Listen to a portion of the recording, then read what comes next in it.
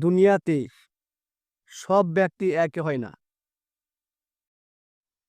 যদি কোনো ব্যক্তি তোমাকে ধোঁকা দিয়ে থাকে, তোমার সাথে বেইমানি করে থাকে, তা বলে এই নয় তুমি দুনিয়ার এই সমাজের সব ব্যক্তির উপর থেকে ভরসা হারিয়ে ফেলবে। এটা কখনো করবে না, কারণ সব ব্যক্তি এক হয় না।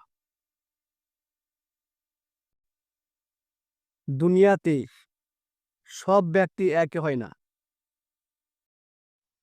যদি কোনো ব্যক্তি তোমাকে ধোঁকা দিয়ে থাকে, তোমার সাথে বেইমানি করে থাকে,